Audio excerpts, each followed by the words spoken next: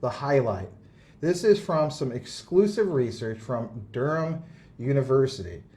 This particular person put some emphasis in his thesis that he wrote about how Ripple XRP and even Stellar XLM are the most important coins.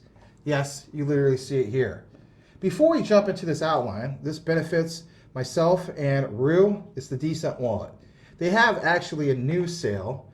You want to click on the links to find out what that new sale is about. It's pretty significant, even on top of what you have seen before with the discounts. This benefits both channels. We'll play that, and then we'll come right back. Boom. If managing your crypto feels like solving a puzzle, it's time to switch to DCENT Wallet. It's just a few taps. You can manage, track, and secure your crypto with unmatched ease. And here's the best part. Grab your DCENT Wallet at a discounted price by using the referral link below. Don't miss out on making your crypto experience smoother and more secure. What we have here is basically from this gentleman. He is referred to as Dr. Lucovico Rella from Durham University, or Durham. It's this abstract he has about blockchain technologies, money infrastructures, the quote-unquote memory bank. And again, cited originally from what you see here in regards to his thesis and, of course, Durham University. Now, in the highlight that we have for you guys, it's on page 137 of this 387-page document that I spent a good 6 hours or so getting into the weeds about. We want to have a nice balance for you. We want to recognize that it needs to be a nice balance, myself and Rue. Yeah, so it'll be a conversational piece highlighting these key areas. Consider, if you're new, smashing that like, and if you're a regular to the channel, we do expect you to hit the like. It's free content. So, Rue, this statement about crypto assets, how they could be pre-mined, all the existing units, like it says here, of the assets have been issued at once. Ripple XRP and Stellar Lumens, or XLM, are the most important pre-mined coins. Now, why point that out? There's a lot of different coins and tokens out there, but it says of the tokens operating on top of existing blockchains are pre-mined as well. So my thing is this. For one, getting more into it, why would a guy from Durham University point out that these two, for whatever reason, are the most important and quote-unquote pre-mined, and then this other statement about what's on top? I mean, you know, you think about like quant with the overledger, what's on top? People could say that technically, even QNT is technically pre-mined. Before we get more into the outline, Rue, just some of your thoughts in regard to, you know, this particular gentleman and what he's pointing out, because he could have pointed out anything and everything, but he doesn't do that. He points out specifically, word for word, Ripple XRP, Stellar, Lumens, XLM. Well, we've seen all the connections before, the Stellar and XRP to different banks, but also the World Bank. And of course, I think we have it here later where they're supernational, excuse me. But that's okay because they both mean the same thing according to what we gathered. And we'll get into that later. Right. So these are like supranational agencies in that they control more than one country. So things like the World Bank pointing out Ripple and Stellar, I can see why someone, a doctoral, would say that these are the most important tokens. And it also makes sense for them to be pre-mined because it gives these organizations, Ripple and Stellar, more control over where the coins go. Yeah, I can see, I could just see that that would be the reason why these would be the most important. Fair enough. As we get further into this, we're going to point out this other key highlight. Let's take you over to what we're referring to. What we have here is basically from this particular X posting. Now, we do this, it's the Grok conversation. On page 137, 387, we plug this into Grok and said, money infrastructure, blockchain tech, PDF. You're welcome to get this if you choose to do so. This is the particular quote-unquote exact name of this PDF. It says, of course, provided by Durham University and refer to money infrastructure, blockchain technologies, and ecologies of the memory bank by Dr. Lucovico Rella. Points out that Ripple XRP and Stellar Lumens or XLM are the most important pre-mined coins. Okay, so at the end of the day, why is this significant?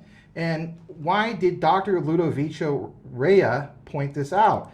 I mean, Rue and I are giving our perspective, but sometimes, obviously, you might want to add a different scale or different perspectives, especially from somebody like this who, you know, is pretty well educated. Not to say that Rue and I aren't. We do have our own collegiate background and so on, but that's not the point. The point is, it's his work of what he points out in this. So here's the response back from Grok, and it mentions specifically the significant examples of pre-mined cryptocurrencies. Now, why talk about this? Well, like it says here, without underscoring the role in the evolving landscape of digital money infrastructures, the significance of their pre-mined nature lies in how it shapes their design, governance, and application. In particular, in the context of cross-border payments and financial systems.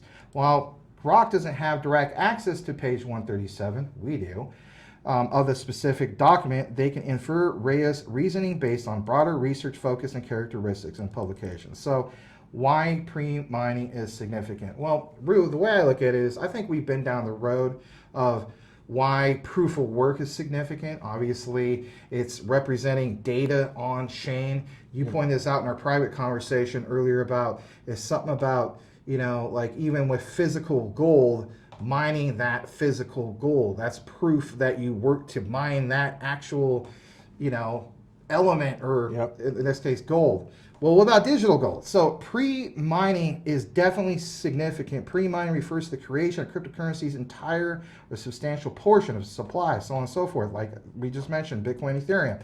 But it's that centralized control. Back to what you talked about control.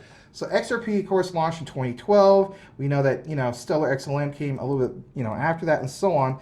But whatever case be, it's the dynamics. The pre-mined structure allows the founding entities, Ripple Labs and Stellar Development Foundation, to exert influence over the currency circulation and use, distinguishing them from decentralized models where supply emerges, of course, organically through a miner. Again, it has, you know, Bitcoin and some of the other ones, heck, even Casper, right? But Caspa, right? The clam chowder version, you know, not Casper, right? Caspa. Caspa. You gotta get yourself some New England clam Caspa. Anyway, whatever the case be, this is purpose driven. Gotta have a little fun, guys. Anyway, so both XRP and XLM are definitely 100% what I would consider purpose driven. Purpose driven, how so? Cross-border payments, retail payments. We get the gist of peer-to-peer and also bank-to-bank. But whatever the case be, they were designed with specific use cases. So we've been down this rabbit hole. We know about this. It's not preaching the choir. But I do like the statement that they feel as though that Rella's exploration of money as a technological and social infrastructure. All right, social. Social, we mean tied maybe what? Politics and so on. Think about the suppression of Ripple. It was a threat to your Wall Street players and so on. I mean, think about, like, you know, in my humble opinion, I don't have proof, but there's enough evidence that would support that Bill Hinman ties to Wall Street. Even Jay Clayton ties to Wall Street. Ethereum, you know, like this was a disruptor. The disrupted technologies moving forward should have weight as far as significance and value. But whatever the case be, there's a lot that's mentioned here. We want to continue this conversation for a brief moment, but we want to take you to this other part, and so we're going to do that. And it talks about this. By pre-mining XRP and XLM, they avoid the energy-intensive proof-of-work consensus mechanisms of Bitcoin, enabling faster transaction times, like you see here, and so on. But Ripple's partnerships with banks or Stellar's collaborations with IBM, well, Rella emphasizes this to argue that pre-mined coins represent a shift towards pragmatic, infrastructure-focused applications of blockchain, contrasting with the ideological decentralization of other cryptocurrencies. So if that's the case, Rue, why point out just Ripple, XRP, Stellar, XLM? I mean, technically speaking, and this is no bash on Algorand because I hold Algorand. I hold, your Cardanos, I hold other ISO related coins. He had all the opportunity in the world to point those out. He doesn't do that. He specifically narrows it down to just these two. Just like you mentioned, the World Bank does the same thing. Yep. Narrow it down to just those two. But the World Bank pointed out in the documents that we shared before, Yep. and other people have done this as well, that they call those global stable coins. But notice they mention specific Ripple XRP. They don't mention Stellar USDC at the time, because that document came out before RLUSD. They don't do that. So you can have forms of global stable coins even with the native coin, XRP, native coin, XLM. Your thoughts in regard to why he just specifically focused on that, and again, the whole thing of pragmatic infrastructure, focused applications, so on and so forth. Well, we haven't seen it all play out, but I know a couple shows ago we showed something from Smoke where he thought, hey, maybe these pre-mines from XRP were for gold. And attaching, I think it's Rosie Rios, that she used to be like the manager of Fort Knox, and that she's on Ripple's board.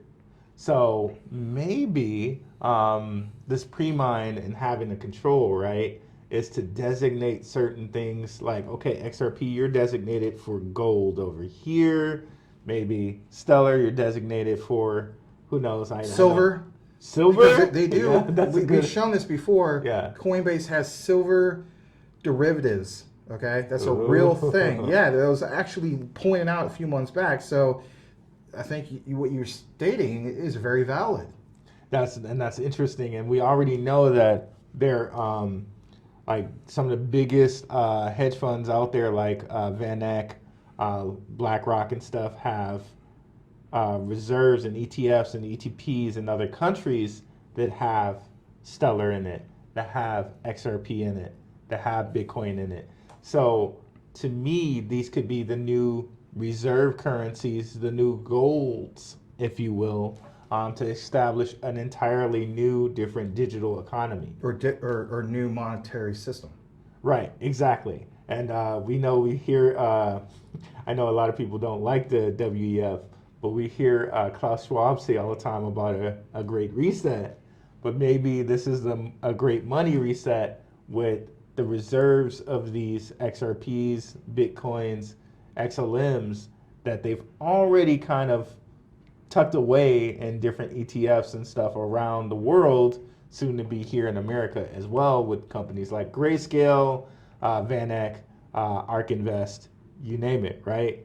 So maybe this is a beginning of new digital gold, new digital silver, new digital copper, if you will. Maybe that's where we're headed. That's my thought. And a taste of things to come. Next outline, quant diamonds. And actually have some proof in regard to that, not just speculation. Literally says word for word. Be out on the lookout for that. Anyway, getting more into this, I want to point out something. And I'm not talking about Leo X, by the way. Galileo Protocol has nothing to do with that. I'm telling you, it's a really, really neat thing. And another person of, high caliber education. Just a little bit more before we kick it into this next part of what we have in the conversation. So I don't want to get so much into the ecological and political dimensions. I think we kind of been there and done that. But the thing I want to get down to is this area here of why Dr. Rella highlighted this. I mean, at the end of the day, why go through all the trouble of writing a big piece about this, and specifically Ripple XRP and Stellar XLM? Great question. I'm with you guys. So it's this whole thing that, for one, he's a geographer, he's a social theorist. He actually uses XRP and XLM as, quote, revelatory cases to investigate how blockchain technologies reshape money's materiality and spatiality. His focus on their pre-mine status serves several purposes. Okay, do we have examples, Rue, of maybe some other things that we're not aware of? That's where we're going with this. So it's bridging commodity and claim theories. Traditional theories of money oscillate between viewing as a physical commodity, back to what you were just talking about with gold. Yep. That aged well. Or an abstract claim. So again, Rue knows what he's talking about, guys. I mean, that's the way I look at it. So boom, kudos to you. Got to give credit where credit's due to the brother Rue. Rella argues, for example, that cryptocurrencies like XRP and XLM, with their pre-mine infrastructure bound existence, blur this divide. Their materiality lies in the distributed ledgers they power, not in the physical objects or mine outputs, making them critical examples of rethinking money's ontology. Well, then we talk about Ripple XRP is part of that mix of the ISO 222 compliant coins and tokens. Then there's a sense of that whole thing of, like Gilbert Verdian point out, programmable money. All right, let's get more further into this. We're going to bring into another Grok conversation. So as we further go into this, it's the whole thing of actually this. It says Rella's research centers on cross-border payment system, where XRP and XLM have prominent roles. Pre-minted coins, Ripple and Stellar can tailor the ecosystems to specific financial needs. For example, XRP for banks, XLM for the peer-to-peer. We kind of know about that, but it aligns with his thesis to explore entanglements of matter, meaning space, desire, and power. Back to what Rue was saying in regards to, that basically means control, whether we like that or not. Here's the next part that is really, really interesting. Back to the research from Durham University from Dr. Rella.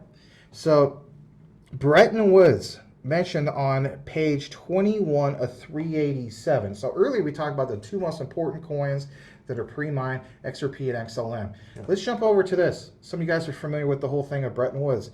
So Bretton Woods, and of the fixed exchange rate regime in the early 1970s, again, back to the whole thing of like SWIFT and MT messaging, says the cross-border financial messaging colossus SWIFT went from 239 members in 1979 to 9,281 members in 2009 and to more than 11,000 members in 2020. Its network presently handles more than 8 billion messages every year and up to 36.7 million messages on peak days. Now, of course, that was cited all the way back 5 years ago, but if in the 1960s, the Federal Reserve, again, back to the topic of FedWire, was handling payments worth 4.5 times the United States gross domestic product, GDP, in 2012, this ratio has grown to 90 to 100 times the U.S. GDP. Right, so that's insane, and of course that's cited from a person that you and I have been researching before we did this show. But it says in this period or same time period, China's share of payments, if you're not aware of everybody, has grown from 20 times its GDP to 34 times. If it seems like it's kind of like I'm going back and forth, we're trying to make it nice and big for you guys, but 34 times. So USA, UK, the European Union, Canada, and Singapore are all working on updates of their domestic payment rails and experimenting with cross-border synchronization. That is huge. And then on top of that, before I kick it over to Rue, the European Union and, for example, what's referred to as the UK, who doesn't know the UK, through open banking, the two payment systems directives, and with UK access to Bank of England, because we just talked about quant, reserves for non-banks have created an infrastructure condition, a possibility for the aforementioned proliferation of platforms to gain further momentum. My goodness. Thoughts? That makes me really juicy. Like, this makes me gaga over FedWire going live 7/14, right, and then the whole thing going live November. Because Same if here. It's all these payments, like 20 times, 30 times, all of that, okay, then there's obviously a need for Ripple, for cross-border payments and stuff like that. And for, on that other hand, Stellar as well. So that just makes me really, really, really excited about those dates. Yeah, it gets really, just for this guy to specifically point that out, and then this tie to cross-border synchronization, and again, these examples of 30 times. Oh, wow. All right. Just a tad bit more. I want to point out this, and this is important. I'll blow this up a little bit more. So it's these statements, and if anything, I think we'll wrap it up on this one and until we bring another one to you guys. So on page 14 of 387, again from the same Durham research from Dr. Rella, mentions specifically this. So it says that you have infrastructures into the background of the routine and everyday operations of money. This thesis observes these processes of proliferation, expansion, and invisibility of digital money from the vantage point of taken for granted infrastructures. You know, so many times people refer to, oh, these are just dino coins, dino tokens. They've been battle tested, right? So taken for granted infrastructures, Ripple XRP, especially with on-demand liquidity, Stellar XLM, you know, especially with what they got going on, and especially, and I want to talk about this just briefly before we end this, especially when it comes to Sorbonne moving forward. I want everybody to look at Stellar from this perspective, and I will give a shout out to a member of our community. I just met him the other night. He's a chaplain, really good guy, and you know, I won't mention his last name, but his name is Daryl. If you're watching, shout out to you.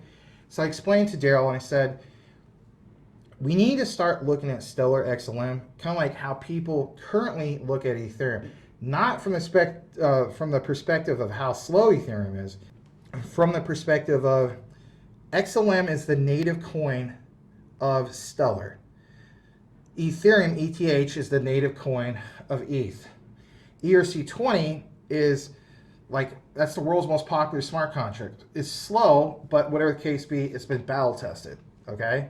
And, you know, let's face it, probably like 80% of those smart contracts or those tokens are like probably like meme tokens and so on. Yeah. Right? So been there, done that. But whatever the case be, it's the most popular one in the world.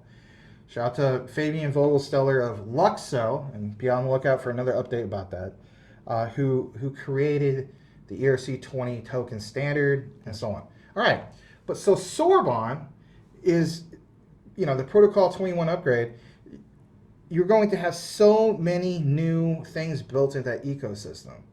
So it's like interesting, because what's going to happen is Stellar will have like their own version of, instead of ERC20, you know, I'm just using this example, like, you know, XLM20, I don't know what they're going to call it, but whatever the case be, that's going to be really interesting moving forward when we talk about the scalability, as pointed out before, and some of the things in regard to what Durham University points out, because smart contracts are definitely part of that mix. I think Stellar really has to take the cake in that. So some people have said, man, my XLM, like, is it ever going to be worth something? The answer is yes. Yeah. Because look at ETH and look where it's worth right now, even though the market's down. Yep. Yeah, people say, well, it's the tokenomics, you don't understand it. Yes, I do understand it. When we talk about this shift or the switch, I think Stellar has to have profound significance, as pointed out from Dr. Rella. And of course, we're going to get more into some of these things.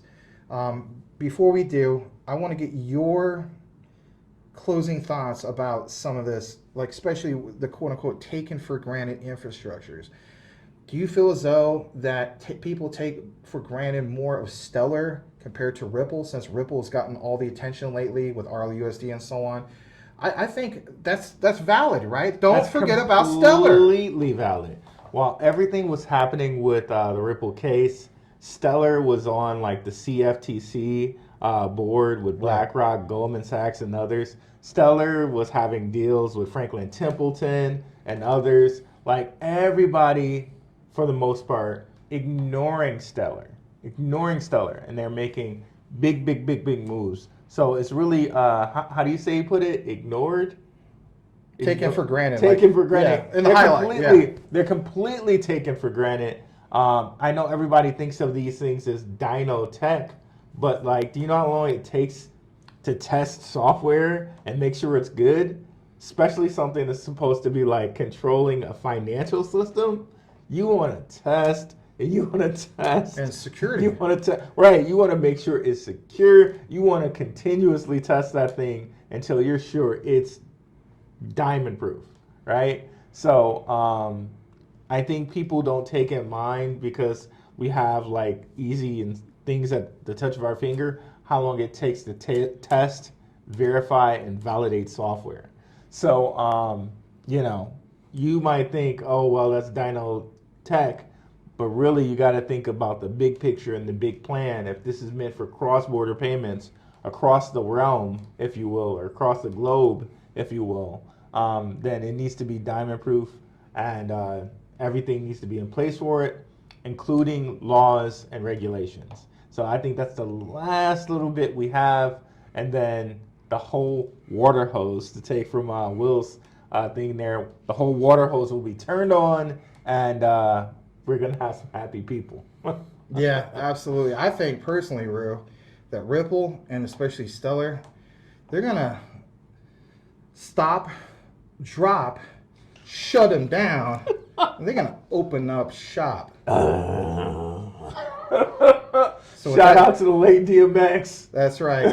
If you listen to the entire outline, simply do us a favor and type in this key 3 letters into the comments, and that is DMX. And we'll know that you listened to the entire outline. Stay tuned for an awesome music video. We'll catch you on the next one. Peace. Peace.